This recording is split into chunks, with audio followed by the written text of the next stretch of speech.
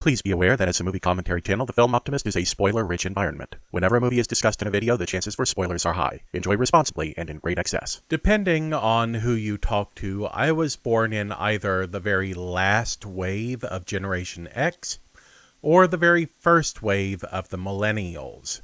I grew up in the 1980s, and I like 1980s things. Things like G.I. Joe, Transformers, Spiral Zone, and most of all, He-Man and the Masters of the Universe. But I never really had an aversion to what would be considered girly toys and cartoons of the era either. I had a She-Ra, Princess of Power, mixed in with my He-Man figures, as well as a Barbie doll who, for those of you who are unaware of the context, was roughly twice as tall as the He-Man figures, but she was mixed in there too. She was He-Man's girlfriend, and she was the most powerful person in all of Eternia, and all of the bad guys were scared of her. I read Nancy Drew novels and Hardy Boys novels, but only when they were the ones that also had Nancy Drew in them.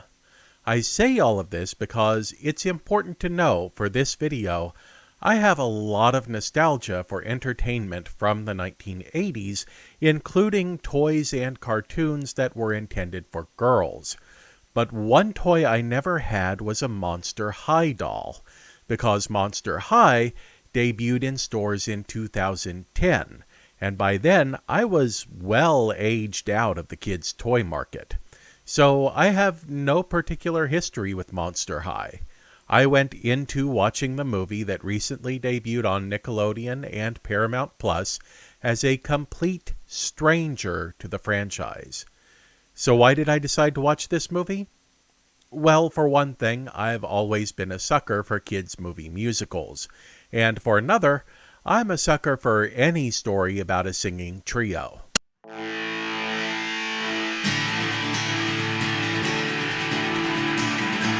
Or a quintet, for that matter. These are really comfy, actually. Don't even think about it. But just those two specific group configurations. Okay, I just like movies and TV shows about people who sing, pretty much in any number. Speaking of which, who do I have to sell my soul to in order to get a season 2 of Julie and the Phantoms already? So I went into Monster High, the movie, without any preconceived notions about the characters or the franchise, just expecting a goofy, fun time. And what I found was a pleasant surprise, because Monster High didn't have to go that hard, but it did. It did that for us.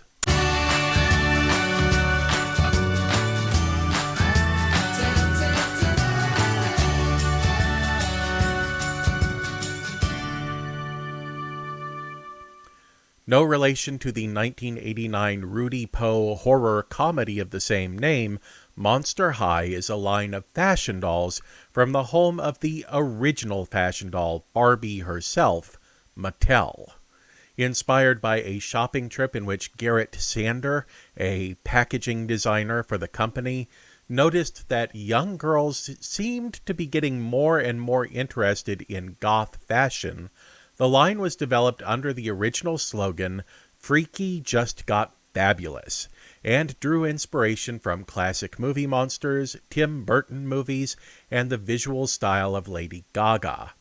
Conceived in 2007 and launched into stores in 2010, the dolls made their media debut the same year with a series of animated shorts on YouTube and a 30-minute Halloween special on Nickelodeon entitled New Ghoul at School. In fact, the launch of Monster High was noted for being the first ever time that Mattel launched into stores with a full cross-media storytelling plan in place. Historically, the company had preferred to focus exclusively on its toys while gradually portioning out the media end of things to business partners.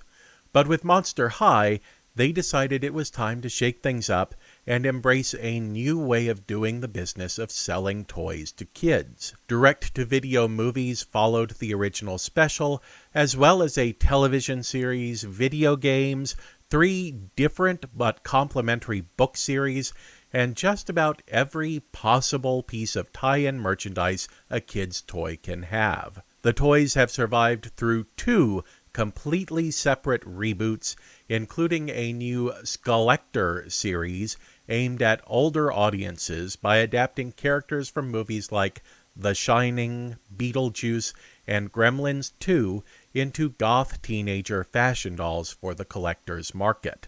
As a series of fashion dolls, the franchise has faced the same criticism that has always faced such toys: that the characters are too concerned with romance, that the physical forms are unattainable, and that the outfits sold for the dolls are too revealing. However, Monster High has branded itself not just as a fashion series, but increasingly as the brand for outsiders looking for a family, adopting the slogans "Everyone is welcome" and "Be yourself, be unique, be a monster." In 2021, Mattel Television first announced that it was working on a brand new live-action movie based on the franchise. This one embracing the outsider audience even more by focusing on increasing the POC and LGBTQ representation within the cast of characters. Helming the production would be Todd Holland, who, in addition to directing 1989's The Wizard, had also directed episodes of Malcolm in the Middle and The Larry Sanders Show. Dude, look out! Oh no! My bad. Whoops. Doggy? Hi. That's my keyboard. By the way, the designers absolutely understood their assignment because the color palette is absolutely brilliant. I don't get what Western film and television have against bright colors and fun sometimes, but we need to get over ourselves and remember there's an entire box of crayons to work with, not just blue, black, and white. Because the only space in the West where you see this kind of vibrancy seems to be children's television. On the surface level, Monster High is your general, formulaic children's musical. Not that there's anything wrong with that. The formula exists because the formula works. And the formula works because you can have a lot of fun with it. The story features Claudine, a young half-werewolf living with her human single dad. She's tired of people being afraid of her, so she applies to Monster High, a boarding school for young monsters. Once there, she has to hide the fact that she's half-human, while also finding friends among the other students and trying to survive school. It's pretty much every other Nickelodeon or Disney musical for young audiences that has been made since at least the 1980s. But where Monster High pulls away from the pack is in taking the moments that are usually faintly symbolic of real-life conflict and leaning into them hard. I'm Frankie. Pronouns they, them. I'm only 15 days old. Hi, Claudine, she, her. Here's a great example. Yes, this is a funny and silly joke about a character who is, in fact, a Frankenstein's monster. They use they, them pronouns, haha, because they're actually an assembly of parts from lots of different people. Except that, at a time when the trans community is facing harassment and discrimination from major public figures, and conservative American politicians are working to ban school systems from merely acknowledging the existence of trans and non-binary people, let alone accommodating them. It says a lot to have a character introduce themselves with pronouns and be taken seriously. Nobody misgenders Frankie in the course of the movie, and nobody acts like Frankie is weird for being non-binary. The people who do think Frankie is weird think that they're weird because they're 15 days old and haven't really developed a filter for when they talk to other people yet. And also those people are your standard high school bullies, so who cares about them? Speaking of understanding the assignment, Frankie is played by Cece Badago, who has previously been seen on ER, Desperate Housewives, and Girl Meets World. And Cece in addition to actually being transmasculine and non-binary, is 100% into the role of Frankie Stein at all times on screen. Mila Harris plays Claudine Wolfe, the main character who has to hide her human side from her classmates, which at first seems like an easy task, especially given that she's so friendly and personable.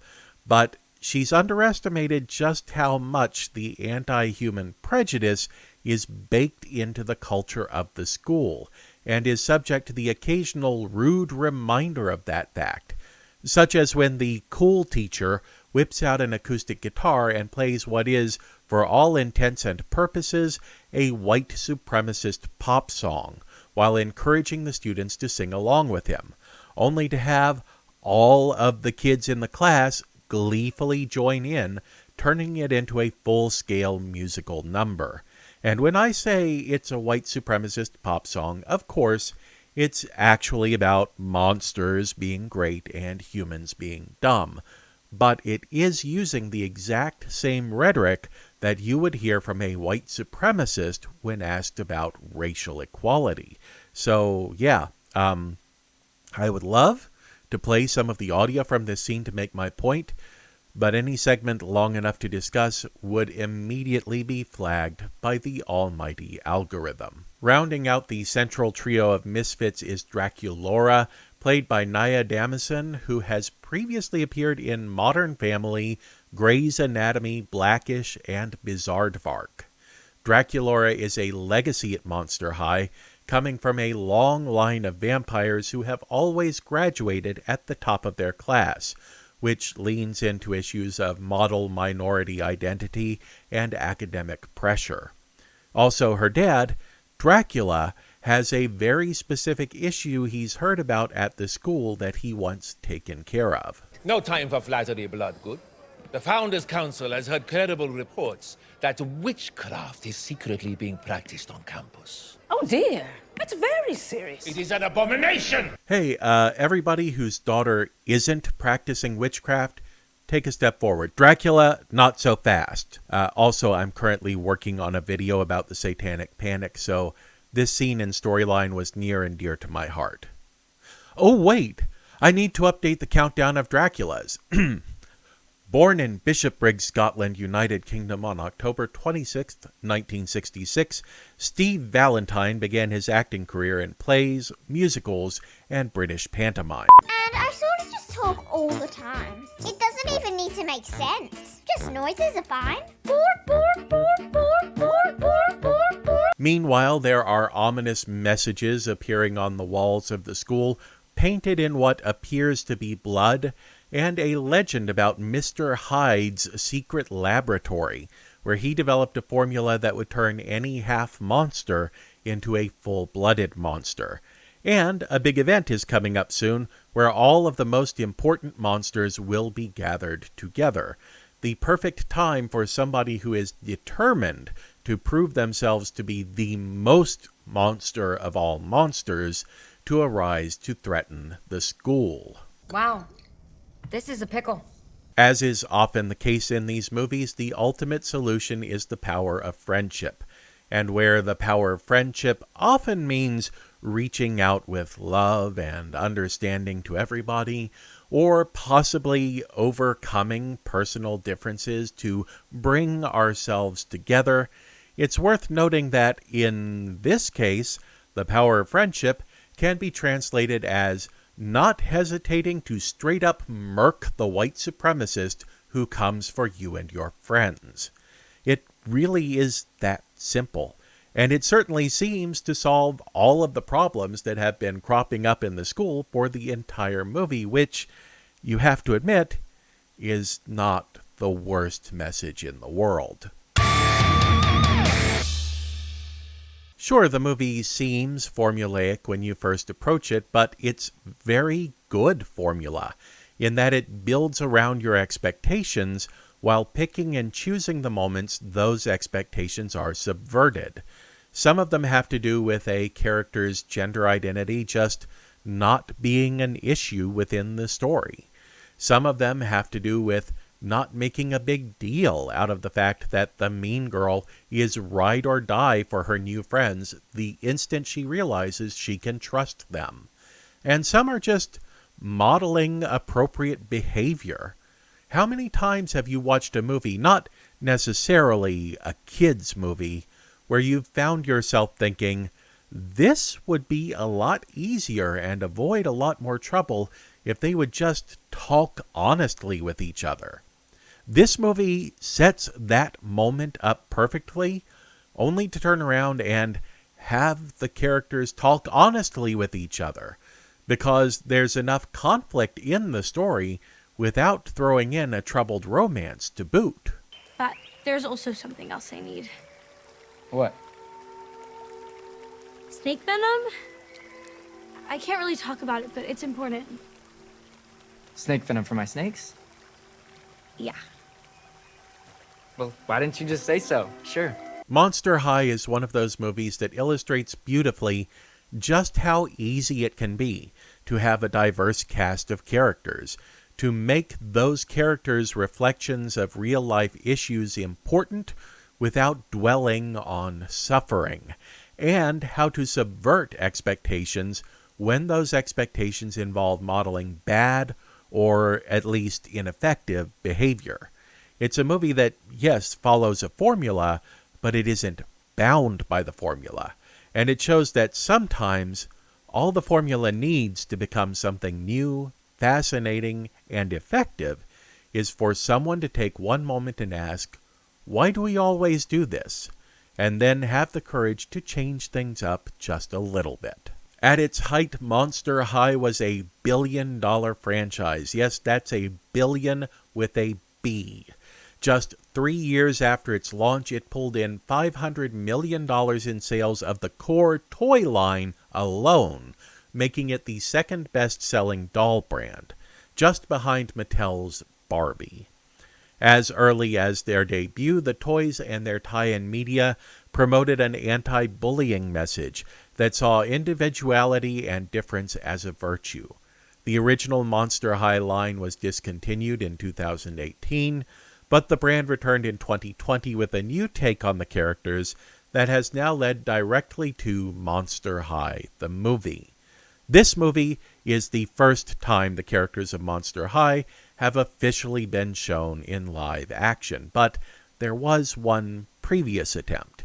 In 2010, the year Monster High toys debuted in stores, Mattel announced that Monster High's Media Blitz would include a live-action musical adventure film produced by Universal Studios and directed by Ari Sandel, who had previously directed 2005's West Bank Story. That movie was announced as part of Mattel's original press release for the toy launch, and then never mentioned again. Ever. The announcement was largely forgotten, and the project appears to have been long since abandoned. So now that we've talked about toys and movies based on toys, what toy franchise introduced you to a world where you felt comfortable when you were a kid? I loved He-Man and the Masters of the Universe more than pretty much anything at the time, but I admit that I always wanted to live in She-Ra's Etheria. What toy franchise or its associated cartoon still brings a smile to your face? Drop into the comments below and let us know, and until next time, watch like it means something.